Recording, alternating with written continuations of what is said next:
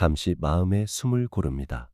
세상의 소음이 잦아들면 그제야 들리는 내면의 목소리가 있습니다. 오늘도 고요히 당신의 마음이 맑아지길 바랍니다. 지금부터 두 눈을 감고 마음으로 소리를 들어주세요. 고와 사성제. 오늘은 괴로움과 사성제를 말씀드립니다.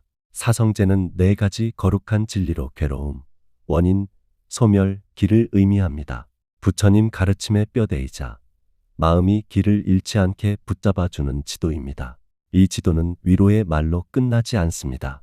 원인을 밝히고 끝을 보여주고 걷는 길을 내어줍니다. 그래서 사성제는 신앙의 표어가 아니라 삶을 다루는 방법입니다. 부처님께서 처음 법을 굴리실 때 가장 먼저 분명히 하신 핵심이 이 사성제라고 전해집니다. 괴로움이 있다는 사실을 숨기지 않으셨고, 괴로움이 생기는 이유를 감추지 않으셨고, 괴로움이 끝날 수 있다는 가능성을 닫지 않으셨고, 끝으로 가는 구체적인 길을 내어주셨습니다. 그러니 오늘 이 말씀은 듣고 끝내는 설명이 아니라 오늘부터 확인하는 수행의 지침이 되길 바랍니다. 첫째, 괴로움을 바로 봅니다. 괴로움은 단지 우울한 감정만을 말하지 않습니다. 괴로움은 마음이 붙잡고 있는 모든 것이 결국 흔들리고 무너진다는 사실에서 생기는 근본의 불편함입니다. 부처님은 괴로움을 외면하지 말라고 하셨습니다. 괴로움을 똑바로 보는 것이 길의 시작이라고 하셨습니다.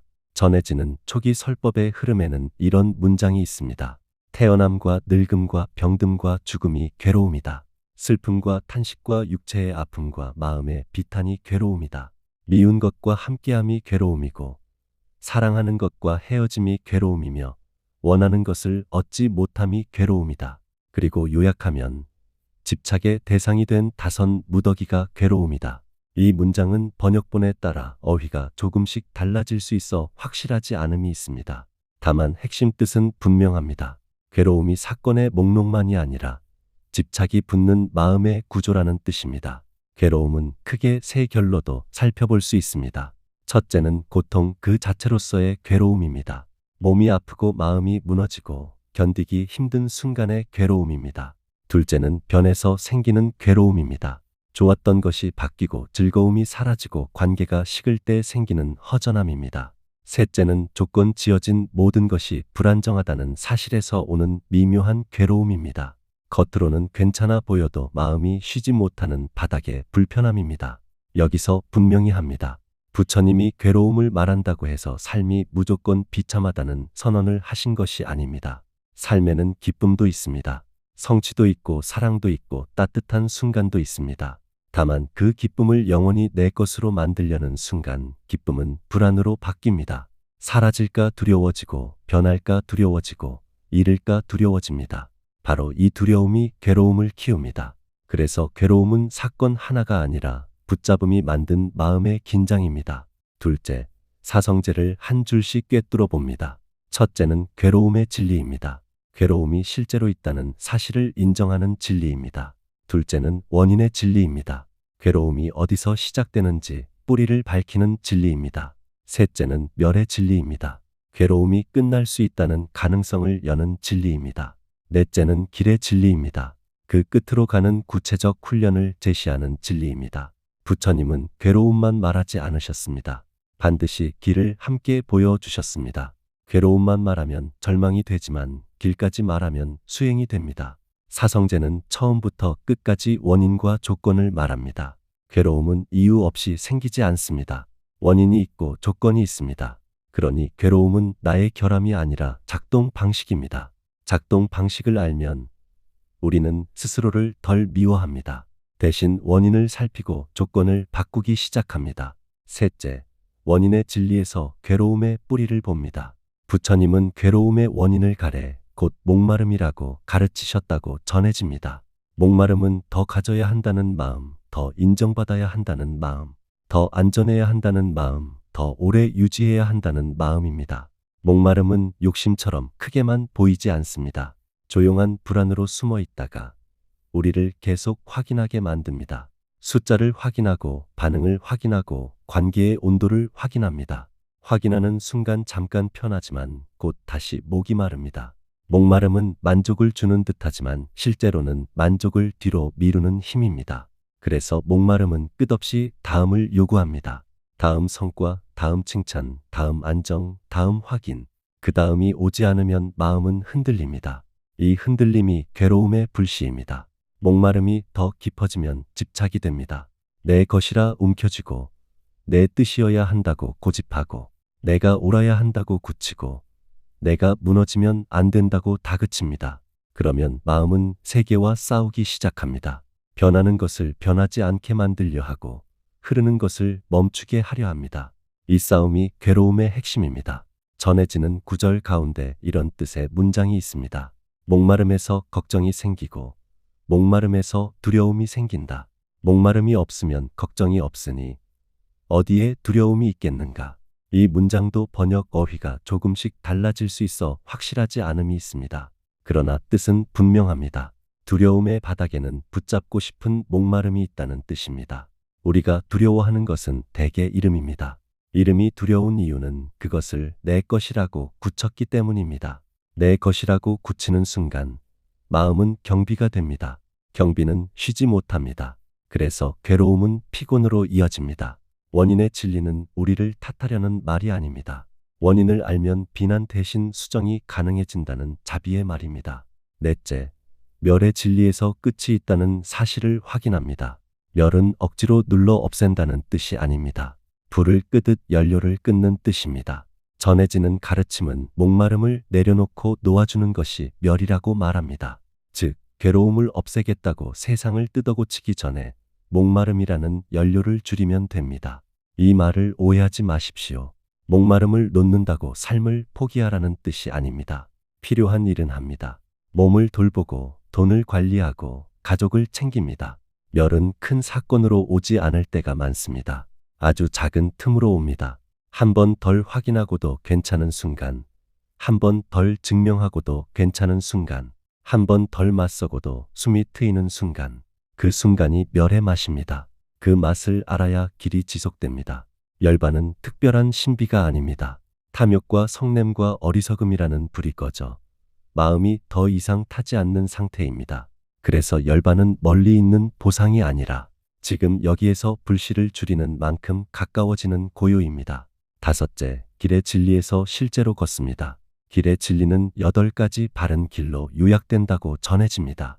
바른 견해, 바른 생각의 방향, 바른 말, 바른 행동, 바른 생활의 방식, 바른 정진, 바른 마음챙김, 바른 집중.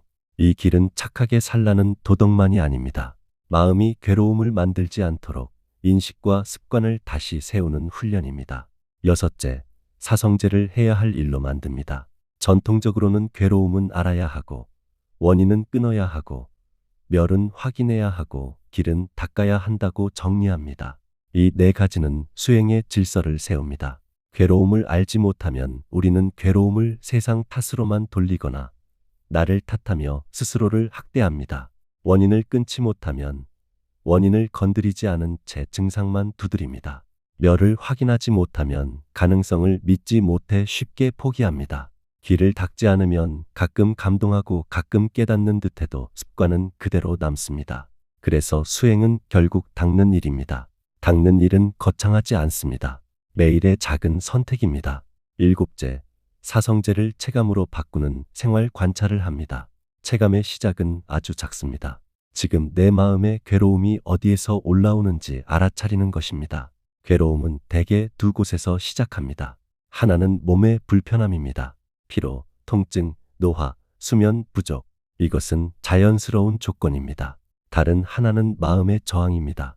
이러면 안 된다는 마음, 왜 나에게 이런 일이냐는 마음, 반드시 빨리 해결돼야 한다는 마음. 몸의 불편함 위에 저항이 얹히면 괴로움은 2배가 됩니다. 저항이 줄어들면 괴로움은 같은 조건에서도 가벼워집니다. 그러니 괴로움이 올라올 때 괴로움을 문제로만 보지 말고 현상으로 보십시오. 현상은 변합니다. 몸의 감각도 변하고 생각의 문장도 변하고 감정의 색깔도 변합니다. 변한다는 사실을 확인하는 순간 마음은 덜 붙잡습니다. 덜 붙잡으면 괴로움은 더 이상 마음 전체를 점령하지 못합니다. 8째, 연기의 눈으로 조건을 바꿉니다. 모든 것은 원인과 조건으로 일어납니다. 원인과 조건으로 일어난 것은 조건이 바뀌면 달라집니다. 같은 말 한마디가 어느 날은 상처가 되고 어느 날은 지나가는 바람이 되는 이유가 여기에 있습니다. 몸의 피로, 마음의 여유, 기대의 크기, 관계의 긴장. 조건이 다르면 결과가 달라집니다. 이 사실을 체감하는 순간 마음은 절대화를 멈춥니다. 절대화가 멈추면 괴로움은 줄어듭니다. 아홉째, 중도를 잊지 마십시오. 괴로움을 외면하는 쾌락도 극단이고 괴로움을 탓하며 자신을 학대하는 것도 극단입니다. 중도는 괴로움을 인정하되 괴로움에 휘둘리지 않는 길입니다. 중도는 문제를 없애려는 조급함 대신 원인을 줄이는 지혜를 선택합니다. 중도의 실천은 간단한 문장 하나로 시작됩니다.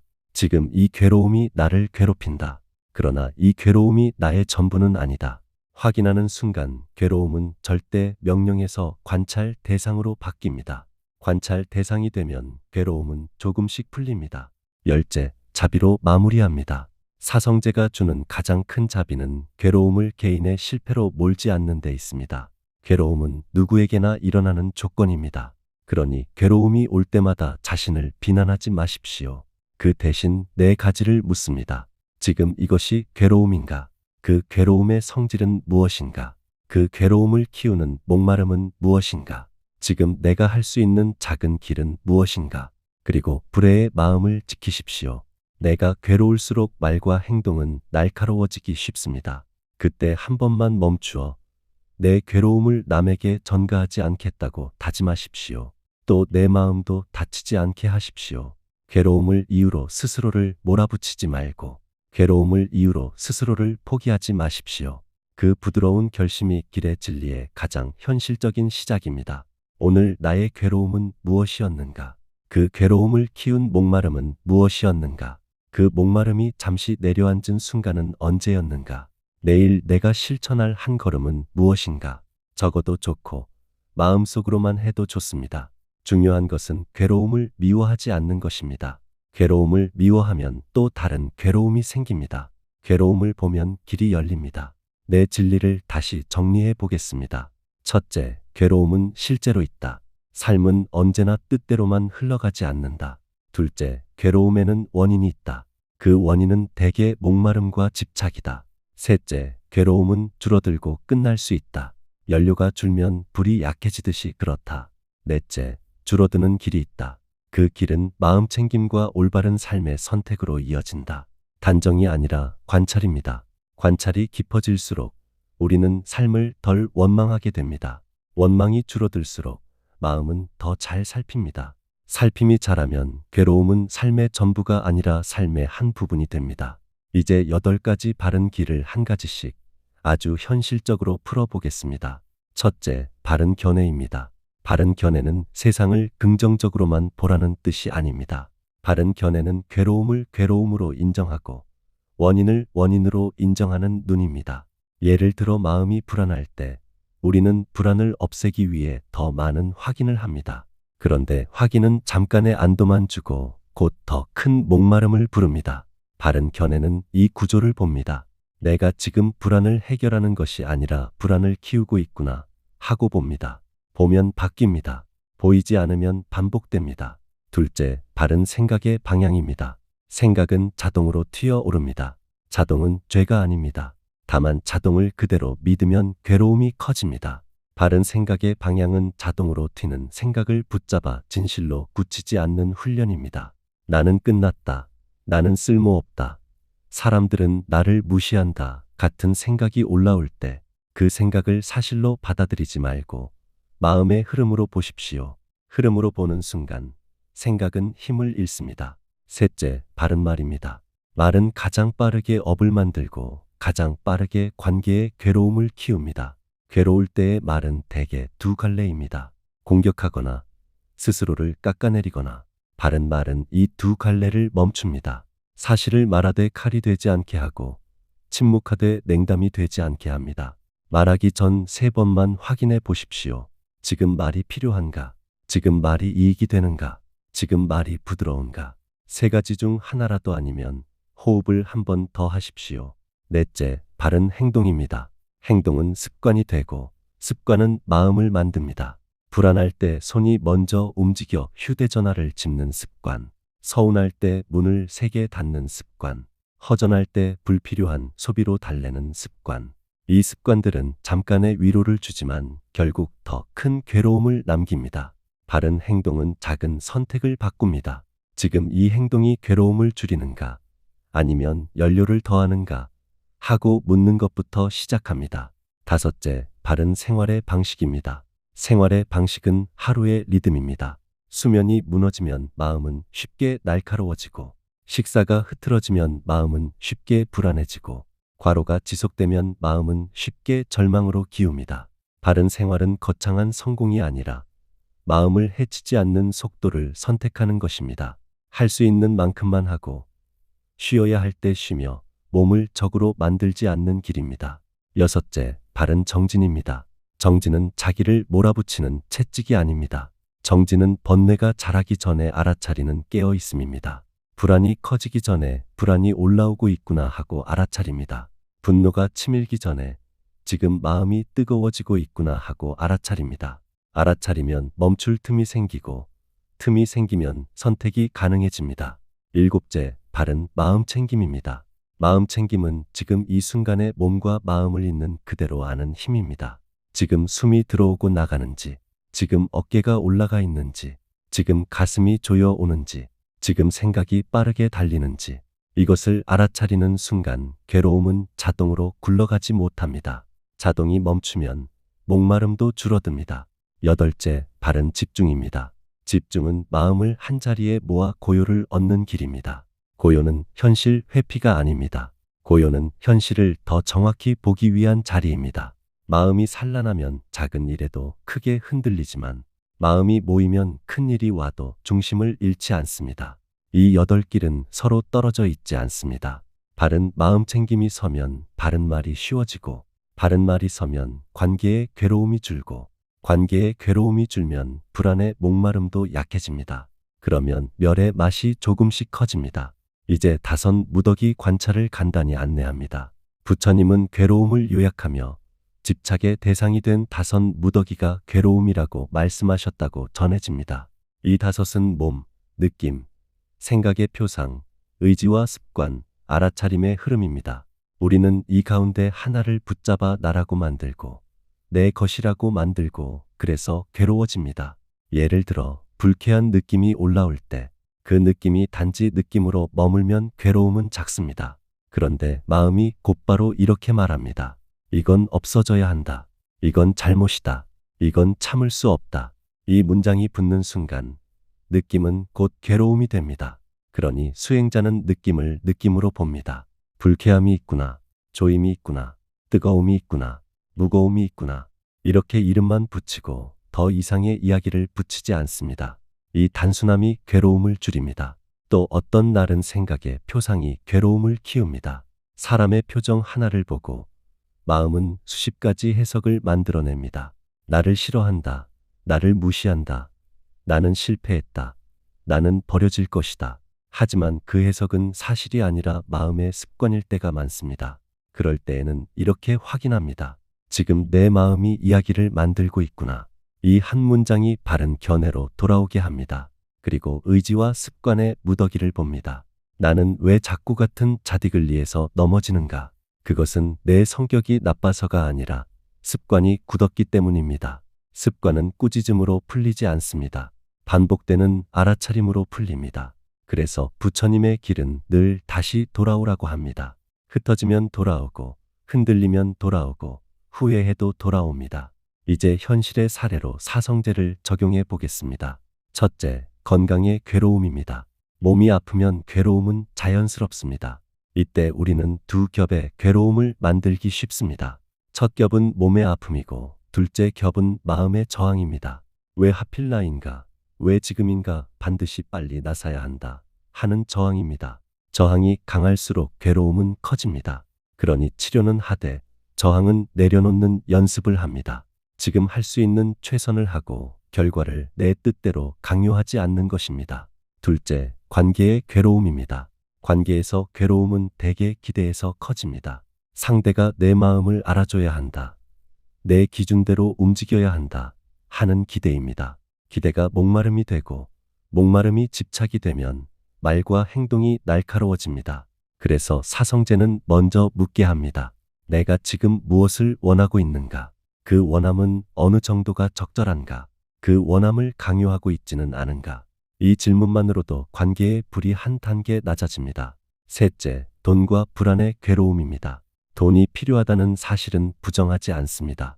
다만 돈이 내 안전의 전부가 되는 순간 돈은 곧 두려움이 됩니다. 두려움은 더 많은 확인을 부르고 더 많은 비교를 부르고 더 많은 분노를 부릅니다. 그럴 때에는 이렇게 돌아봅니다. 지금 나는 돈을 붙잡는가? 아니면 불안을 붙잡는가? 대부분은 불안입니다. 불안을 내려놓으면 돈은 다시 도구가 됩니다. 넷째, 평가와 자존감의 괴로움입니다. 칭찬을 얻고 싶은 마음이 생길 수 있습니다. 인정받고 싶은 마음도 자연스럽습니다. 그러나 그 마음이 목마름이 되어 반드시 인정받아야만 존재 가치가 있다고 믿는 순간 괴로움이 시작됩니다. 이때 사성제는 아주 단순한 길을 줍니다. 오늘 한 가지의 바른 행동을 하고 그 행동 자체를 공덕으로 삼는 것입니다. 평가가 오지 않아도 마음은 무너지지 않게 됩니다. 다섯째, 죽음과 상실의 괴로움입니다. 상실은 누구에게나 옵니다. 헤어짐도 누구에게나 옵니다. 이 사실을 피하려고만 하면 우리는 오늘을 잃습니다. 부처님의 길은 상실을 미화하지도 않고 외면하지도 않습니다. 상실이 올 것을 알기에 지금의 순간을 더 정직하게 살라고 합니다. 정직하게 산다는 것은 고마움을 미루지 않고 사과를 미루지 않고 사랑을 미루지 않는 것입니다. 여기서 아주 짧은 수행을 드립니다. 지금 이 순간 괴로움이 올라오면 내 법만 조용히 확인하십시오. 첫째, 괴로움이 있다. 둘째, 목마름이 있다. 셋째, 목마름을 조금 내려놓으면 괴로움이 줄어든다. 넷째, 지금 할 수 있는 가장 작은 바른 길을 한 걸음 걷는다. 이 네 문장을 확인한 뒤에는 아주 작은 행동 하나를 택하십시오. 호흡을 3번 세고 어깨를 내려놓고 지금 할 말을 한 박자 늦추고 확인을 한 번 줄이고 물 한 잔을 마시고 몸을 따뜻하게 덮는 것. 작아 보이지만 이런 작은 선택이 조건을 바꿉니다. 조건이 바뀌면 결과가 바뀝니다. 이것이 연기의 힘입니다. 괴로움은 나를 벌하는 운명이 아니라 목마름을 알아차리고 길로 돌아오라는 신호입니다. 그 신호를 미워하지 마십시오. 신호를 보면 길이 열립니다. 괴로움이 커지는 과정을 한 번만 더 살펴보겠습니다. 괴로움은 대개 이렇게 자랍니다. 먼저 감각이 옵니다. 몸의 피로, 가슴의 답답함, 목에 타는 듯함, 머리의 무거움 같은 감각입니다. 그 다음 느낌이 붙습니다. 불쾌하다, 두렵다, 허전하다, 초조하다 같은 느낌입니다. 그리고 생각이 달라붙습니다. 이건 큰일이다, 끝이다, 망했다, 나는 부족하다, 저 사람이 문제다 같은 문장입니다. 마지막으로 행동이 뒤따릅니다. 확인하고 따지고 밀어내고 더 붙잡고 누군가를 탓합니다. 이 흐름이 반복되면 괴로움은 점점 빨라지고 커집니다. 수행은 이 흐름을 끊습니다. 감각을 감각으로 보고 느낌을 느낌으로 보고 생각을 생각으로 보고 행동을 한 박자 늦춥니다. 그 한 박자가 곧 자유의 틈입니다. 이 틈을 키우는 가장 현실적인 방법이 호흡 수행입니다.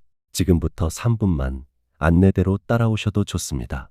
등을 곧게 세우되 힘을 주지 말고 어깨는 내려놓고 얼굴 근육을 부드럽게 풀어줍니다. 숨을 깊게 들이마시고 길게 내쉽니다. 다시 한번 깊게 들이마시고 길게 내쉽니다. 이제 자연스러운 호흡으로 돌아옵니다. 숨이 들어오는 것을 알고 숨이 나가는 것을 압니다. 생각이 오면 생각이 왔다고만 알고 다시 호흡으로 돌아옵니다. 불안이 오면 불안이 왔다고만 알고 다시 호흡으로 돌아옵니다. 서운함이 오면 서운함이 왔다고만 알고 다시 호흡으로 돌아옵니다. 이 반복이 마음의 근육을 만듭니다. 호흡에 머무는 동안 한 가지 문장을 조용히 마음속에 두어도 좋습니다. 지금 나는 괴로움을 알고 있다. 나는 원인을 살필 수 있다. 나는 길로 돌아올 수 있다. 이 문장은 주문이 아니라 방향입니다. 또 하나의 수행은 자비 수행입니다. 괴로움이 클수록 마음은 좁아지고 좁아질수록 타인을 해치기 쉽습니다. 부처님의 길은 여기서 불의를 다시 세웁니다. 나를 해치지 않고 남을 해치지 않는 길. 이를 위해 마음속으로 이렇게 말해 보십시오. 내가 안전하기를, 내가 평안하기를, 내가 괴로움에서 벗어나기를, 그리고 내가 사랑하는 사람을 떠올리며 말해 봅니다. 그 사람이 안전하기를, 그 사람이 평안하기를, 그 사람이 괴로움에서 벗어나기를. 마지막으로 어렵게 느껴지는 사람에게도 아주 작게라도 말해 봅니다. 그 사람도 괴로움이 있음을 안다. 그 사람도 괴로움에서 벗어나기를. 억지로 좋아하라는 뜻이 아닙니다. 다만 해치지 않겠다는 마음을 세우는 것입니다. 자비 수행은 목마름을 약하게 합니다. 목마름은 늘 내 것과 내 편만을 붙잡으려 하지만 자비는 마음의 경계를 넓힙니다. 스스로 점검하는 질문 3가지를 남깁니다. 첫째, 내가 오늘 가장 강하게 붙잡은 것은 무엇이었는가? 둘째, 그 붙잡음 아래에 숨어 있던 두려움은 무엇이었는가?